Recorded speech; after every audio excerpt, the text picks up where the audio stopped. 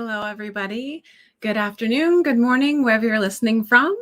My name is Amy Vaughn, and I am the CEO of Together Digital, and you are tuning into our weekly series called She Rocks. Together Digital is the largest community for women, supporting women in the digital in the country. So happy to have you here. This is a once-a-week series that we do, where we just bring in real women who share real advice on all things in digital and life. And today we'll be discussing how to harness the power of angel investing with a friend, mentor of mine, Sue Baggott. I'm so happy to have her here as our guest today for you all to meet her. She has had an amazing journey and career, and it's resulted in her just pursuing her passion and really helping to create impact for startups. So Sue is a strategic and insight-driven global innovator and leader, angel investor, and board member with passion for empowering positive, meaningful impact in our world. Her journey from Procter & Gamble to executive to the Power Within consulting founder to angel investor has enabled her to discover powerful new pathways to successfully drive business and grow positive change. Everyone, welcome Sue. Sue, it's so great to have you here with us. Thanks so much, Amy. I'm really happy to be here. So I want to hear a little bit about how you got here. I think the journey is sometimes, just as important as where we net out. And then later we're going to get into a bit more about helping our viewers really understand how women can leverage the power of angel investing. But first, tell us a little bit about how you got here. Great, I'll be happy to. First of all, if you had asked me 5 years ago if I would be involved in angel investing and impact investing, I probably would have laughed at you. I kind of joke about being an accidental angel investor because that's not the career journey I started on. I did my undergraduate degree in engineering and actually started my career in research and development at Procter & Gamble. So my whole first chapter was focused on innovation, on global innovation. At P&G, they focus the innovation on improving consumer and customer lives. So I've got, really grounded in the different approaches to innovation. I worked in their beauty business and also in their baby care business and had an opportunity to, work with a lot of really great global innovation teams as part of that experience. So that was kind of chapter one. After that, I decided I kind of had in the back of my head to maybe do something a little more independent and entrepreneurial. And then I had an opportunity to do that working for a boutique consulting firm called Spencer Hall. And there we specialized in in-depth consumer customer understanding and then using that to help businesses with their marketing innovation, brand building innovation, and as well as product innovation. So I was there for a number of years. And then my third chapter came back in about almost 7 years ago now, where I decided to found my own consulting business, Power Within Consulting. Mm-hmm. And again, I'm really helping clients to understand their consumer, customer, or employee insights. So getting those deep insights and then using that to direct either business strategy or consulting, business strategy or innovation strategy. So I was doing some strategy work at, this is where the unexpected part came in. I was doing some strategy work at the University of Cincinnati, one of their boards that it was at the interface of academia and industry. And I got recommended to do the strategy work through a couple of my P&G connections. And during that process, the board had some community members, and I met Tony Shipley, who is the head of Queen City Angels. Mm-hmm. And that was kind of my introduction to, meeting somebody directly involved in angel investing. Mm-hmm. So Tony liked what I had done from a strategy standpoint and said, hey, our angel group could use a strategy refresh. Mm-hmm. So I, he said, would you be interested in helping us? So I said, hey, Tony, I don't know a lot about angel investing, but what I do know, is intriguing. I said, but sometimes it's helpful to, if you're a consultant, sometimes it's helpful not to be too immersed. And I said, I think I could maybe get you some insights that you might not be able to get directly. So we worked to uncover insights around, their members, the entrepreneurs who they were supporting, their ecosystem partners, and also their sponsors to help form the basis of this strategy work. So Queen City Angels was a client of mine, and that's how I began to learn about angel investing. Right. So that was initially, so you were on a board, so volunteer work. It's interesting how, the things that we choose in which to place our time and energy sometimes outside of what we're already doing in our daily lives, how it ends up kind of opening up doors and opportunities for us. Can you talk a little bit about like what was it that inspired or encouraged you to even begin like serving on a board and doing, because you're such a mentor too by nature? Is that just something you've always done? Was that something you kind of at that point, at a certain point in your career, you started to lean into? Yeah, so it's interesting. So yeah, I actually have gotten involved in a number of different board positions in the nonprofit community, and yeah, it was a a way of giving back and serving, and we could Yeah. maybe talk about that a little bit more. This first board one that I just referenced Uh-huh. was actually a paid consulting. I was doing some paid work for that as a I was working as a strategy consultant for the University of Cincinnati. Right. But you're right. Yeah, I mean, I have loved the work that I've done on boards, and it has created connections that have led to Mhm. business opportunities that I didn't expect. And so it is. I mean, I think following things that you're passionate about, getting involved in supporting missions and causes that you're passionate about, is a great way to open up opportunities that you don't expect. Mhm. And in this case, I guess it was more an opportunity. I didn't expect to get exposed to angel investing and Right. getting a deeper understanding of that. Mm-hmm. No, that makes a lot of sense. It's one of those things that like when you give, you get. If you're in tune and you're paying attention, you get. If you give, you get. So I think that that's like, again, it's such a nice cyclical thing. Tell us a little bit more too about like that influence and that relationship that you had with Tony Shipley, because it sounds like, that was very much a big impact on you and your decision to kind of move forward into pursuing angel investing and impact investing even further. Yeah, absolutely, it was. But I do want to reinforce what you say. I mean, give Mm. first is a philosophy that kind of has always been a part of me. I think even since I was very young, Yeah. and it always pays back more. It always pays back more. It Uh, is. and so I definitely believe in that philosophy. Yeah. But yeah, with regard to Tony, so first of all, it was it was great to have the opportunity to meet him, and then through discussing the prospect of helping them with their strategy refresh, I learned some important things about angel investing. Well, first of all, angel investing, I kind of had a thought that it was all about just the investment part of it or the wealth creation part of it. That investors were in it for the money, which is actually not the case. There's a lot easier ways to make money than angel investing. When you're an angel investor, you're really doing a lot of roll up the sleeves, hands-on work, helping entrepreneurs to succeed. So yes, you're giving them money, you're giving them capital, but you're also doing it because you like their business model, you like what they're doing, and you're really helping them to be successful, because angel investors only win when the entrepreneurs win.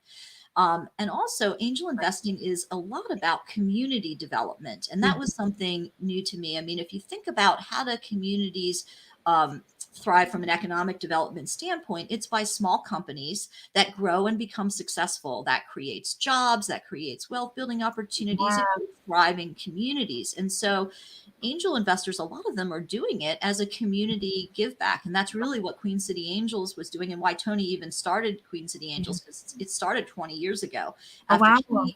he was a successful entrepreneur, an exited entrepreneur, and he was Uh-huh. looking for a way to give back. And so he Mhm. started this angel network as a way to do community building. Yeah. So that was great Amazing. background understanding that I didn't have. Yeah. So the other thing, though, that I didn't realize that was really shocking to me was the inequities in angel investing, and Mhm. learning that women, for example, receive less than 3% of Mhm. all venture capital for growing their businesses. Mhm. And I was shocked. I mean, honestly, I was shocked. How could you possibly believe that women who make up, more than 50, that make up 50% Right. of the population, have Right. only 3% of the good ideas Mhm. for, growing businesses? And that was what really, really, struck me, Right. being, it just didn't make sense, right? Mhm. So what was going on? Why were they, receiving such little investment? Right. And a lot of it had to do with the fact that women were really underrepresented as investors, and so there Mhm. were very few female investors, and therefore investors were not as inclined to understand the ideas that female entrepreneurs were bringing forward and getting behind. Right. And Tony really recognized this as an issue. Mhm. He knew their investor group did not have enough diversity, and his Yeah. experience had been that the most diverse teams make Mhm. the best decisions. Yep. are the most successful businesses. That was absolutely aligned with my experience at P&G. The best innovation teams I was a part of were really, really diverse in so many different ways. And so Tony, one of the things, as we went through the strategy process, one of the three key strategic pillars that Queen City Angels identified to fulfill their goals was improving diversity, equity, inclusion. And to do that on the investor side, as well as on the entrepreneur side. Yes. And so once that pillar was identified, Tony, well, he liked, the work that I had done. And then he was the one who invited me to get involved and become a member of Queen City Angels and to help drive that strategic pillar forward. Right. That's all so amazing. Well, I want to back up for just a second. We're going to get more and dive deeper into the inequities. But first, for everyone who's listening, I want to make sure I always get so excited about our content and our guests. I posted up earlier. We'd love to know where you all are listening from. Engage in the comments. If you have a question for Sue specifically, don't be shy about posting it up there. We will definitely get to your questions if you have them. But I want to make sure that everyone who's watching, I don't assume everyone quite understands, because it's a confusing world. And I think sometimes when you're confused, you're also intimidated. And so, especially when it comes to investments and in financing opportunities. So can you help just kind of create like that baseline understanding of what is angel investing for those who maybe just don't know? Sure, absolutely. So so when an entrepreneur has an idea for a business that they want to start up, sometimes the idea is just for like a single individual business, and that's fine. A consulting services group, something like that. But other times, entrepreneurs have an idea for a business that they'd really like to see grow and scale beyond themselves. Something that they envision doing so they can hire additional employees, grow, and have more impact. And sometimes they don't have the personal resources to be able to do that. They need what's called capital, or an investment in their business to help them grow and scale. And so they go out seeking investment in that. But oftentimes at the very early stages of a business, unless the person happens to have a prior business that they started, or their own source of capital to bootstrap the business or grow it only with their own resources, they need to seek external resources for that investment. But oftentimes they're not in a position to be able to take bank loans, right? They don't have enough. The risk profile of their business is too high. So what angel investors do is they come in and provide capital to early stage companies that are looking to grow, and they come in at that very early stage, so beyond what the individual has been able to get from their friends and families, but before they're ready for larger infusions of capital, before maybe they've proven their ideas out and are ready for venture. So angel investors kind of fill that part of the growth cycle of a company that comes in that very early stage.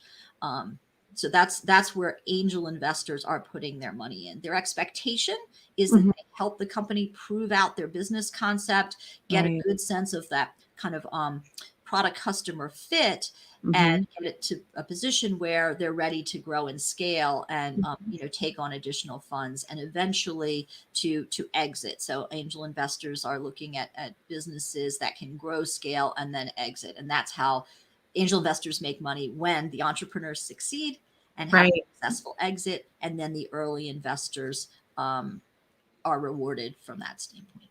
Yeah, so they don't necessarily maintain a long hold stake within the company. They're literally there to just kind of give you that little bit of a boost when, again, like you said, when they probably need it most, from like a critical standpoint of just proving out if it's the most viable product. So that makes a lot of sense. Hopefully that's clear to everybody that's listening. Because like I said, I think venture capital and angel investing, all of that, it feels intimidating, because even though there's like all these people out there that want to provide service, not just like money, but services. I don't know. Tell us a little bit actually about Queen City Angels and like what kinds of things that they provide and do. And if, like, as an example of an angel investor, like if I was interested in bringing forward a business or a business idea, like how would I begin to prepare myself, and what would that look like with somebody like Queen City? So that's a great question, because different angel groups have different investment theses, right?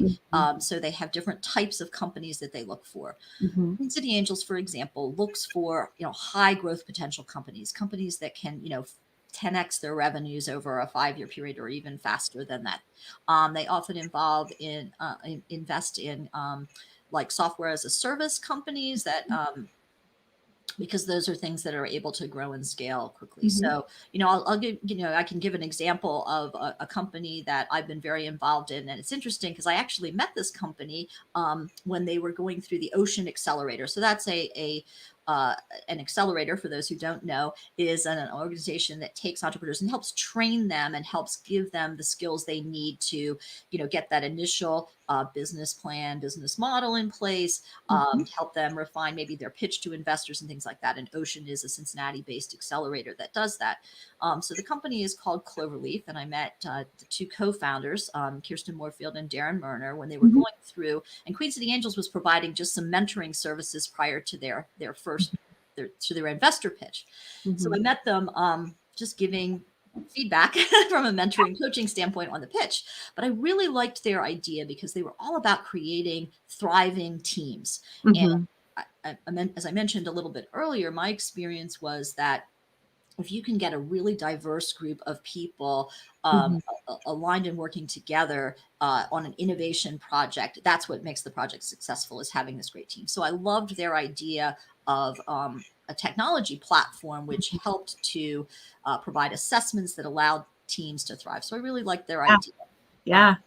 And so we met during this pitch practice. They completed the accelerator and they needed to apply for funding. And I had, and so then I recommended they apply to Queen City Angels. I thought it had a lot of potential. I was part of the screening and due diligence process for them to get their very early funding. And then I ended up becoming the Queen City Angels representative on their board. So they've been going through the phases of development. Their funding came first when they were on just like a beta platform for their technology. And then Queen City Angels provided a second round of funding as they went to a much more scalable, complete platform. And now just recently it was announced that they've received Series A funding from a venture capital firm. Queen City Angels is continuing to invest, but they had a successful Series A raise. Yeah. Now they're going to be positioned for growth. So that kind of gives you a little bit of an idea of the phases that they go through, and then Queen City Angels involvement from the early stage. And then even though I'm the board member, what I do is I also make connections to other parts of Queen City Angels. So when they need resources of other types, I can recommend other members of Queen City Angels to help them out with certain business challenges they may face. It makes a lot of sense. So it sounds like if I was beginning to do some research, I would want to find an angel investment group that sort of aligns with the sort of business that I may want to be proposing then. Okay. That makes a lot of sense. That way they can actually provide not only capital, but also like coaching and connections that are helpful to you in growing your business. And I know because we're both in Cincinnati, I'm vaguely familiar with Cloverleaf, and actually the few people that have started it, and it's a wicked smart group of people. And I do think what they're creating is very, very much, it's needed and it's very awesome. It's smart to put technology behind that aspect of team building. So I'm excited to see how things continue for them. That's awesome to know. We had a question come in from Constance in Ann Arbor. What are some good indicators that you are not quite ready as a candidate for investing? So cautious perspective here. What are some missed opportunities or overly cautious, I think is what she meant. And when do you just need to bite the bullet and present the model? Good. I see the questions for you to see. Yeah. So Constance, I think most cities will have, and Michigan's got, a thriving ecosystem there. Most cities will have some groups that you can access to get some of that early stage, like coaching, consulting, whether it's through like an economic development group in the area or a local angel group. A lot of them will engage with entrepreneurs in that very early stage before they're ready to pitch, right? And give them some initial coaching and guidance, give them some principles that they need to look at in terms of their hypothesis for their business, the customers they're assuming, the problem they're trying to solve. Is it a big enough problem that's important enough to enough consumers or customers? And then does the solution resolve that problem in a meaningful way? And is it something that, that their customers would be willing to invest in? Right. And so I think you can get some of that early guidance way before you then go into the pitching stage. It's Right. usually breaking down some of the key hypotheses about the business and Mhm. proving out each one of them before pulling all the pieces together.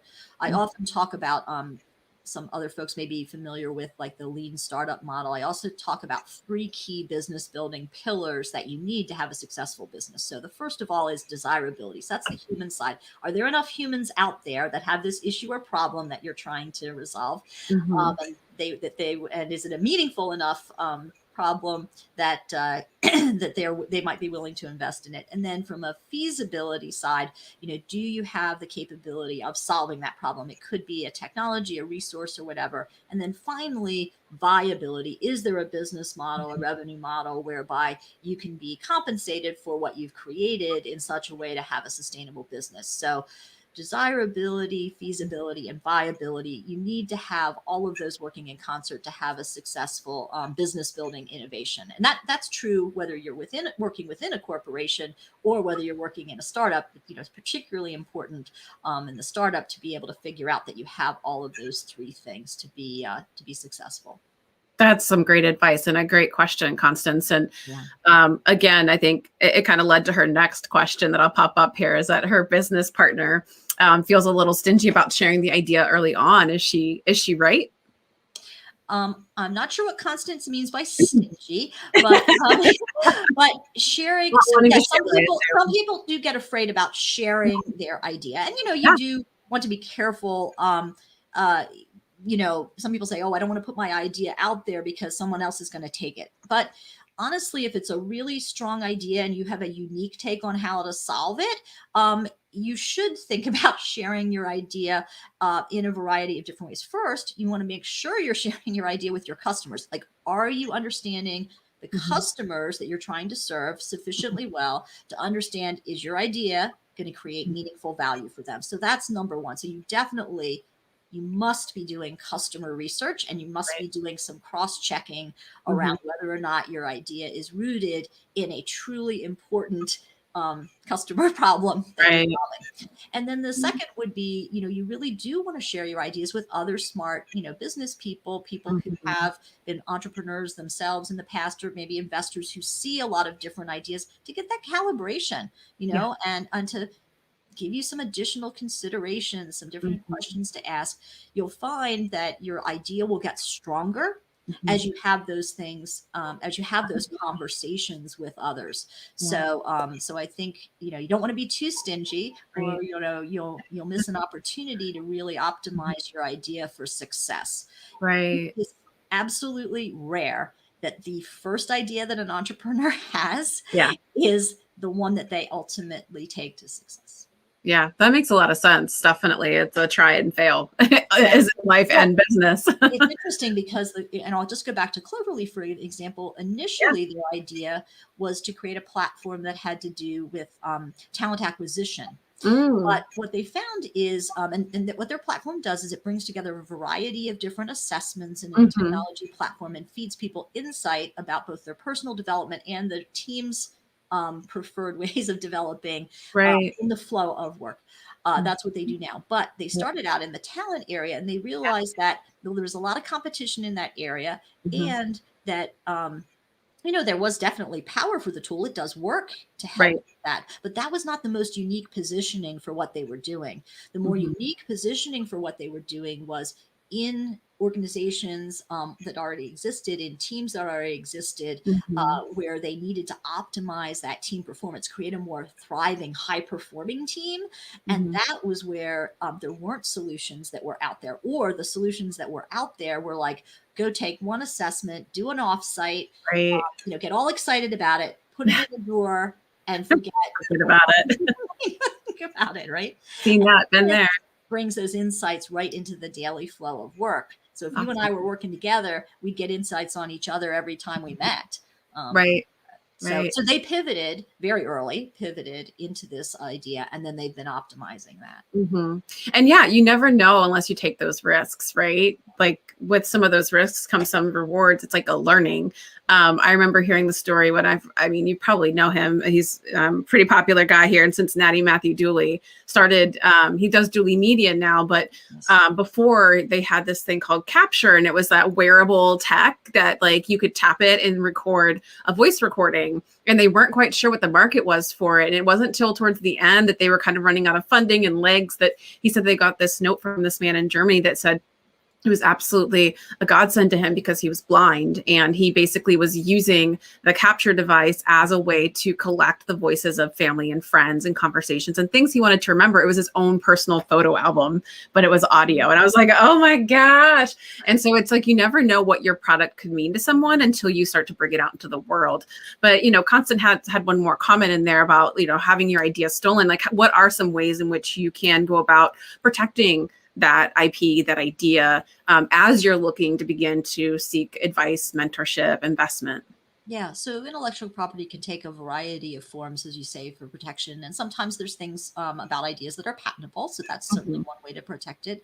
Sometimes it's trade secrets, something that you know about your audience or about your technology or about your, something that that you keep within your company and don't share Mm-hmm. that piece of your solution. Now, Mm-hmm. you share some of it, but not that piece. Sometimes it's in the trademarking and the branding piece of it, something unique about the brand that you build that Mm-hmm. creates a moat. And sometimes it's, just the know-how or the secret sauce of the team. So there's a variety of different ways. When investors are looking at propositions, they're looking at some significant competitive advantage that Mm-hmm. your team has over somebody else being able to immediately copy the idea. So there does need to be something there that's unique about the way that you're constructing your business. Right. But it doesn't have to just be patents, right? Mm-hmm. Mm-hmm. That makes a lot of sense. Hopefully that answers your questions, Constance. Thank you so much for asking. If anybody else has any, please drop them in anytime. We will have time to get to them. So let's talk a little bit more about impact investing versus angel investing, because we talked a lot about angel investing. How did you kind of evolve from angel investing to impact, and what is impact investing? Right. So I already told the story about how I met Tony Shipley and his interest in doing the diversity, equity, inclusion for Queen City Angels. Mm-hmm. And he is actually the one who introduced me to a woman by the name of Alicia Robb. So Alicia is a PhD economist who is a Kaufman Fellow, and she had done a lot of research and a lot of books around the challenges of women's access to capital. Mm-hmm. And she was this was back in 2015. She had constructed an experiment, a pilot, realizing that imbalance in on the investor side, said, hey, maybe one of the ways to open up more opportunities for women to get access to capital is to grow the number of female investors. So it was a similar thing that, Tony wanted to do, but she was running an experiment on a national scale. So Tony introduced me Cool. to her, and I ended up getting in on her pilot fund. It was called the Rising Tide Fund. She ran it in with some other experienced female angels, and it ran both in the US and Europe. And it Mm-hmm. was a learn by doing fund. So there was an initial investment required to go into a fund. There were 9 experienced angel investors, and then the rest of the fund, 90 of us who were less experienced angels. And we went through a process of learning by doing over a year. Mm-hmm. That pilot was really successful. It got a lot of women engaged. You got hands-on experience watching you got hands-on exposure to watching experienced angels go through the process of assessing companies and selecting investments. So towards the end of 2000, so that ran in 2016. Towards the end of 2016, because that was only a 1-year pilot, Alicia was looking at what to do next. How do you build on that? Mm-hmm. And decided to start an impact investing. And all that impact investing means, it was still an angel investing opportunity, but looking at companies with a positive impact mission at their core. And the Mm-hmm. way that we defined that was, again, the UN, the 17 UN global goals, sustainable global goals, and did it address something that was, important? And those, there's a wide range of different things that are a part of that, but really a positive social or environmental mission at the core is a way to succinctly talk about it. So she decided to create this Next Wave Impact Fund. It was still designed to train more women to get involved in angel investing, but the specific investments would not go into just any high growth company. It would go into high growth companies that had that social environmental mission at the core of it. And then we also had a significant bias toward female investors or entrepreneurs of color, because those were the ones that were, underinvested in, underrepresented. Right. And we really felt that a lot of them had some pretty powerful ideas. So as she was deciding to do that, she started recruiting investment committee members. And I had gotten to know Alicia through the work on Rising Tide, and she asked me to become part of her investment team. And I burst out laughing. I was like, you got to be kidding me. I can't be in it. If you're looking for experienced people, I've been doing this for 1 year. Why? And what she said was, I really want a diversity of experiences among the investing team. And because I had an innovation background, which I have found to be very helpful in angel investing and assessing things. And she said, it complements some of the more experienced angels that were that had financial backgrounds. And she said, if you're a part of this group, you'll probably, learn about the other pieces of it. So I said, okay, let me check with the other women. Are they willing to have me as a less experienced part of the investment committee? And, they were very welcoming. Absolutely. We would love to have you. And so I just went on this incredibly steep, learning curve as a result of being surrounded by people who had more experience than I did. So, and it was a leap of faith on Alicia's part. But, it was about getting those diverse experiences. Perspectives. Absolutely. I mean, there's strength in that, because again, it's such a tremendous, tremendous resource. Before we move on, we've got one more question here that came through the comments. So we'll get to it in a second, Kevin. But I was just jotting down as you were talking, as you were working through and training women that come in through for impact investing, like what is it that holds women back from seeking investors for their ideas, for their businesses? Oh, from seeking investors? Yeah. Well, I mean, because it's a little bit it is a hard road. I'm not going to lie about that. So that is one thing in terms of the challenge of finding the right kind of investor.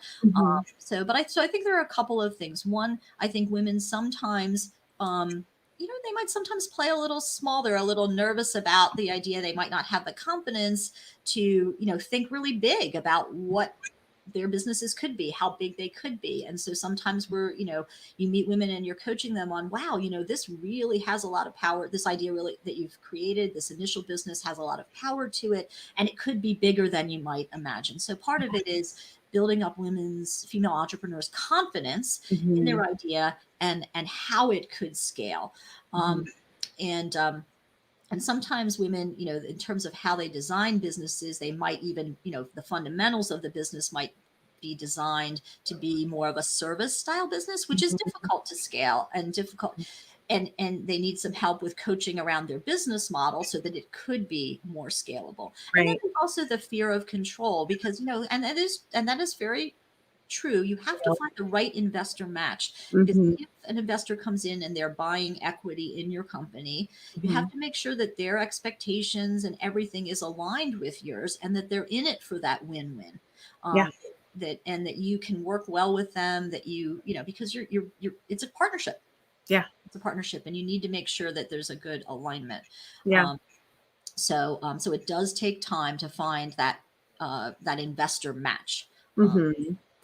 Yeah, there has to be some sort of sense of trust, I imagine, but then also trust within yourself and your idea. It's funny because this morning our Cincinnati chapter had a great conversation and discussion on imposter syndrome. And then at our summit that's coming up on March 25th, we're doing a panel about job seeking and imposter syndrome. Women especially seem to have this constant fear of, do I belong here? And it's more of like, why me instead of why not me? When it comes to those things. That's why I was so excited about this conversation today for everyone viewing and who goes back to watch later on the recording, is that I hope that it starts to kind of dispel some of the worries and concerns that there aren't people that are actually looking to invest their time and mentorship in you. They're looking for diverse people with amazing different backgrounds, new ideas, new perspectives to help champion. Like, your champions out there. You just have to be open to trying to find them. And there are more and more emerging groups. So first of all, there are a growing number of women who are getting involved in angel investing. So I'm part of, the two investor groups that I'm part of the Angel Capital Association, which is kind of the Mhm. professional organization for angel investors. Mhm. And people can go on the Angel Capital Association website and see there's a lot of information about angel investors and who's out there. And there Mm. was a research study done in recent years called the American Angel, and it was looking at trends, why people get involved in angel investing and what are the profiles of angel investing. And it was really encouraging to see that, women's involvement in angel investing is really increasing. So, Yep. over the last 5 years, and it's now up to 33% of It's like, angel investors are now women, right? So they're the newer, younger investors, because that wasn't the case before, but it is growing. And there's a lot of efforts by angel groups. We just talked Queen City Angels. There's a lot of mhm. efforts by other angel groups to bring more women. There's women Yeah. specific angel investing groups, that all of that's happening. So that's really positive, and encouraging that's happening. Yeah. So I think it's really more possible for and then there's an emergence even beyond angel investing in the VC community. So larger levels of funding. Mhm. There are more and more female fund managers coming into place, Mhm. and more organizations that are focused on specifically investing in Right. run businesses. So that's an encouraging trend. I Right. also think so actually the success rates for the Mhm. women who do get funded are very high. Research shows that women are very capital efficient in how they grow their companies, and so it's really an investment opportunity, and there are more funds that are recognizing that and saying, gosh, even if it's not just the right thing to do, it's a smart thing to do. Yeah. Investing in women Right. who really know how to, make their businesses successful. So I think Mhm. that's encouraging news as well. That definitely is. And that segues nicely, I think, into Kevin's question, because we've been talking a lot about being an entrepreneur, possibly seeking investment. But on the side of becoming the investor, what attributes or expectations have you observed from successful angel investors? And what is a month in the life of an angel investor for someone who's just starting? Oh, that's a great question. Yeah, it's exciting. So, um, so I think successful angel investors take the time to really kind of understand that whole entrepreneurial process. So many of them have been entrepreneurs themselves, so that gives them firsthand experience. If Yeah. they're transitioning from being in a large corporation, which was my history, Mhm. I think taking the time to really deeply understand what it takes to be an entrepreneur and this whole scarcity of resources that entrepreneurs have. And Right. so when you're coaching and mentoring, you want to make sure that you've shifted your mindset into that scarcity of resources, and how do you do the right sorts of experiments at the right time in a really cost effective way, so that you've got your learning loops and your learning cycles moving in a good direction.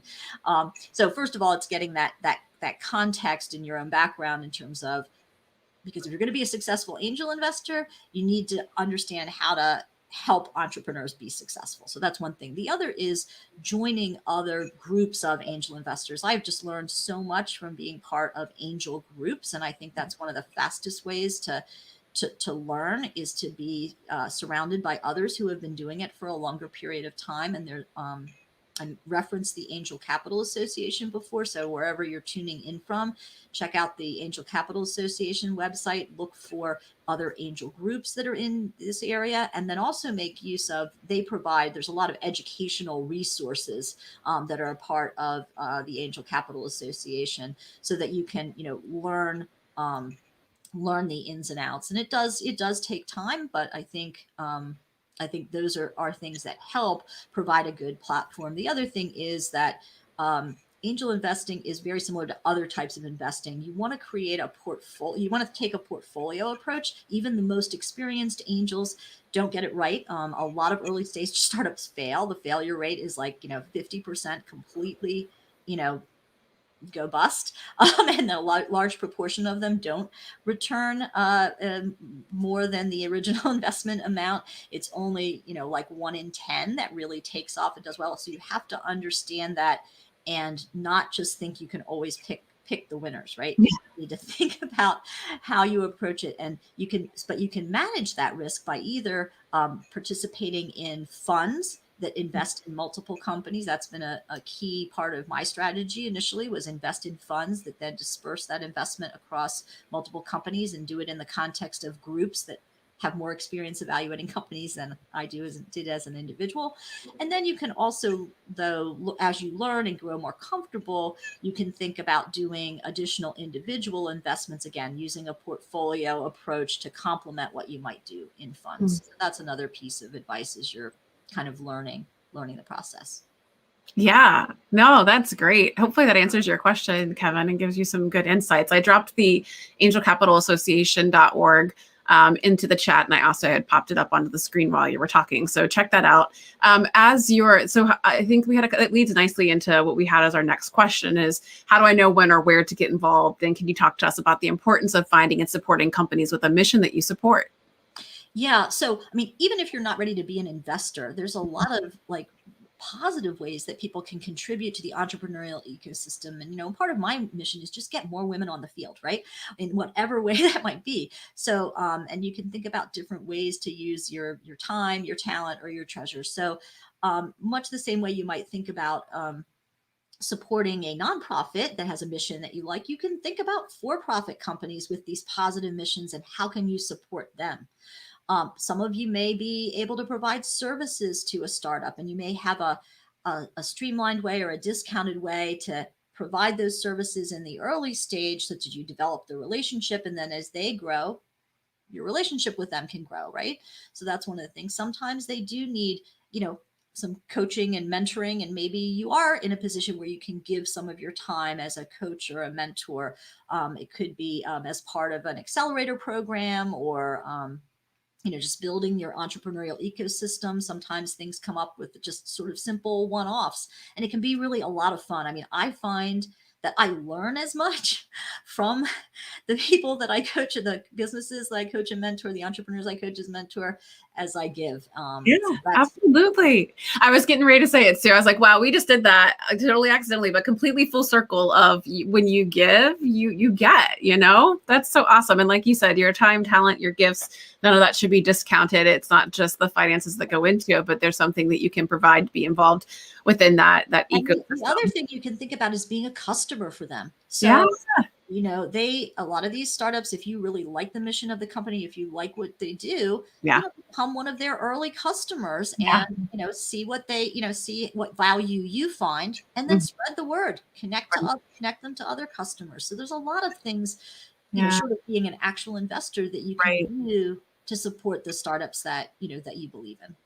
That is so true. Yeah, your influence, it can absolutely have an impact. It's so funny. Maybe I'm headed down a similar path, Sue. It's funny. I have a few former coworkers, one that's starting a new platform business. It's a community and network, and another that has another idea that was like kind of similar to something that he saw that I had posted and shared on LinkedIn. And I'm like, send me your beta. Like, I want to get in and help test and learn and share ideas. And so we kind of just meet every once a month, and I'm learning from them as well, because both of them are, a little bit more tech savvy than myself. One of them is a serial entrepreneur who's started and sold a successful business. So yeah, it's such a cool space to be in, to be able to ask for what you need and then kind of receive and also to give. So I think that that's really, really cool. I think it probably feels so comfortable because it's very much our Together Digital mantra as members, is to really make sure that we're asking what we need without any sort of guilt or shame, and without the fear of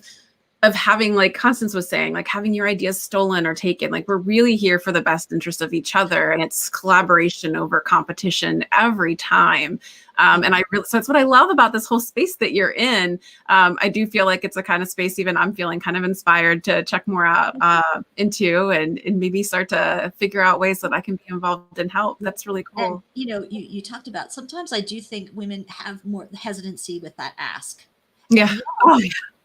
And yet people with knowledge to give, I mean, it's a compliment to be asked to help. And you're not always able to say yes, you can't, but a lot of times you can. And then and it actually is, it feels good. It feels really, really good to be able to help someone who has a need. Absolutely. It really does. So There's a lot of. I agree. I love that encouragement. That is a great way to think about that. I will take that back to our members for sure that feel a little gun shy, because when I'm onboarding members, that's one of the first things I'll tell them to do is get on Slack, attend an event, and make an ask. And they just like deer in headlights.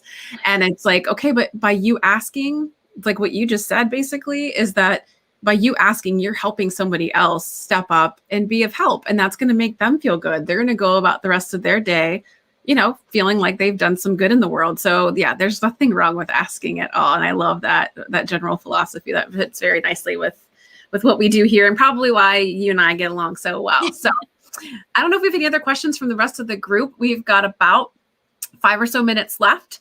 If we don't, we might wrap up a little bit early. But Sue, I'm trying to look through the questions. Was there anything else that you didn't feel like we touched upon, or that we would need to make sure our audience knows and understands about angel investing, impact investing?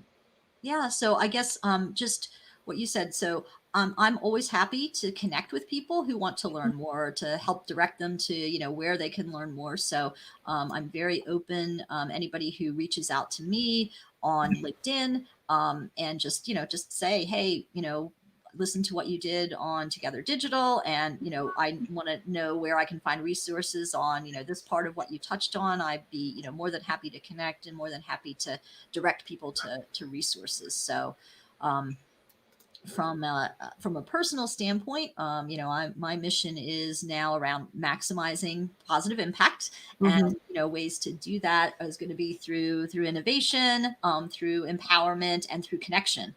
And so this whole idea of connecting ideas, connecting people, it's very powerful. So I really do encourage your group to get out there and make those asks, make those connections, and build that way. Yeah, everyone gains some ROI when we do a little bit more of that. So I love that. I posted up it's on the screen. If you want to check out Sue's website, Power Within Consulting, it's also in the chat if it's easier for you to copy, paste, and click. Yeah. But or just reach out to me on LinkedIn too. I'm absolutely fine with that. Awesome. So I love how accessible you always make yourself to me and anybody else I tend to throw your way. I always appreciate it. And for coming on today to be a guest, to share. I hope all of you feel informed and inspired. That's exactly what the series is all about. And I just feel like, Sue, you did it. You hit it right on the head. I feel excited. And really encouraged by all the good that you're doing, the good that's coming out of, I know this is like a call that's airing everywhere, but just for a Cincinnati sake, I love that we have folks like you, Queen City, and all of these others, amazing groups, just like thriving here in the city. It makes me really excited. Well, that's very kind. And I really love what you're doing with Together Digital. That's why I like our mentoring sessions. That's why I like the opportunity to talk to your membership. So I think the world of what you're doing, and I'm happy to help in any way. So awesome. All right. Well, if we don't have any other questions, we'll wrap up just a few minutes early. I hope you all, we have 2 comments. Outstanding. Thank you both. Great topic. So great job, Sue. This was lovely. It was great to get to spend the hour with you. It flies by as always. Did you remembered one last thing, which is the Next Wave Impact website may also be of particular interest to women who are on. So it's www.nextwaveimpact.com. We have a resources tab. So people who are actually looking at being interested in angel investing, there's there, but for entrepreneurs. And it starts to list, it's not like comprehensive, but it has a number of the investor groups that are particularly nice on female entrepreneurs. And so I think it might be worth it if there are aspiring entrepreneurs out there to link them to that. I'm guessing quite a few who are listening today are, and I know, it's been interesting. Our members in particular, this whole, like the current economy and the way that women have lost so many jobs or had to make career choices and changes based on like the need for childcare and things like that. The trend I'm seeing is that more and more women are starting their own businesses. They're taking their side hustles, they're taking their passions, and they're finding ways to make them profitable. And I think that's amazing. It's amazing for humans in general and our economy. So that makes me really excited. And I pulled up the site. I dropped it in the chat as well, so y'all can pick it up there if you need it. Great. Awesome. Well, thank you, Sue. Thank you for everybody for watching. This was a great She Rocks, and we hope to see you all next week. Next week, we'll be talking with Olga. She was also a former P&G'er. We run into some small circles right here. It was total coincidence. She was in Europe. She's European, and so she immigrated to the United States, and she created a startup tech company. So it's a great follow-up to this conversation as a non-tech person to solve a problem that she was seeing within CPG. So she's got a great story. She refers to kind of her experience and her sort of journey as an entrepreneur trapped in a corporate cage. And I was like, oh, I feel that. I felt that. Great metaphor. Love it. So, yeah, exactly. So that's going to be our conversation for next week. I hope to see you all then. Until then, Sue, thank you again so much. This was a blast. Thanks so much. Take care. Take care. Bye, everybody.